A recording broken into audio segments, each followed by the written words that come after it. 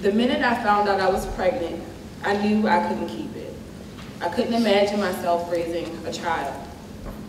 When I found out, I cried for hours and didn't want to leave the emergency room.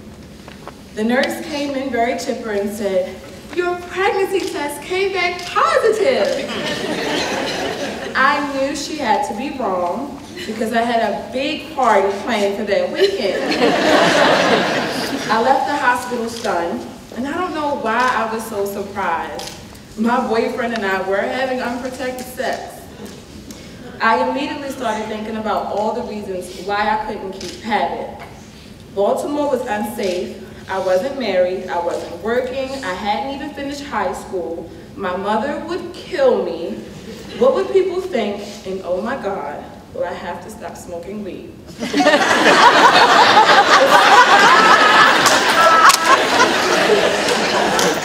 As soon as my grandmother found out, she kicked me out. I lived with my baby's father for several weeks until I couldn't stand it anymore. At the height of one of my panicky episodes, something inside told me to call the Maryland Crisis Hotline. I called and I poured it all out. That poor lady on the other line stayed on the phone with me for hours and wouldn't let me get off until I had somewhere to go. I went to a homeless shelter and then to a transitional housing program for pregnant women. That program was an eye-opener. The girls there were my age but with different backgrounds, and they seemed to have a plan of how their lives would be with a baby. I still had no idea what I was going to do. An abortion was out of the question, and giving him to another family member to raise would be worse. The entire time I was pregnant, I kept thinking, what's going to happen to me? My brain began to battle between reality and the dreams I had for my future. At one point, I even had myself convinced that maybe it wasn't a baby at all, but a cute little golden retriever puppy. And that's crazy. So I secretly started the process to give him up for adoption. That's why I gave up drinking and smoking. I knew that someone wouldn't want to adopt a baby whose mother was chemically dependent. The plan was to get him adopted, join the armed forces, and move on with my life. No one in my family knew I was planning on giving him up for adoption. My dad gave me a baby shower, and the entire time I acted excited and happy. But on the inside, I was stressed and miserable. And I didn't even have my weed to make me feel better. After I delivered a baby boy, I continued to pretend I was going to keep him. He was so cute. But I didn't feel a connection. It still wasn't real to me. I spent those hospital days enjoying cable TV and steady meals while he slept under the bright lights in the nursery down the hall. Our contact was limited to when we had visitors or when the nurses brought him to me for nursing. And I breastfed him because I wanted him to be healthy and strong for his real mother. I named him Taylor. And we returned home to the transitional housing program. I went through the motions of being a mom while trying to pick a family for him. I went back and forth between giving him up and keeping him.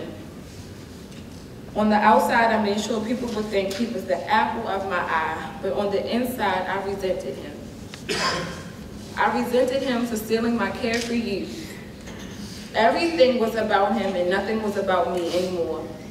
My late nights and early mornings were no longer about dealing with hangovers and headaches. Instead, they were about sterilizing bottles, changing diapers, and a different kind of headache. While adjusting to this, I looked at families for him, but each family had something wrong with them. The first family was white, and I just didn't love that idea. The second family traveled too much, and I worried I'd never get to see him. The last family, the one I almost gave him to, seemed to be just right. The father was white, the mother was from the islands. It was like the best of both worlds. The father had a good job, and they lived in a really nice house in the county. I even allowed Taylor to go there for a weekend, but that's when everything changed. When he came back, I realized how much I had missed him, and I knew I couldn't go through with the adoption. I finally realized that I wanted to take responsibility for him. For the first time, I felt like I was the one. He was my future, and I was going to take care of him. I knew, and still know, that another family could feed him, clothe him, and care for him in ways that I couldn't, but they weren't me. And if he wasn't with me, how would he get the knowledge, creativity, humor, and love that I could give him? That next day, I talked to him like he was much older than he was, looked into his big brown eyes, and knew that I could be his nurturer, his teacher, his protector, but above all, his real mother. That next day, I began my journey into creating what I believe motherhood should be. There have been many times when I have desperately tried to locate that last couple.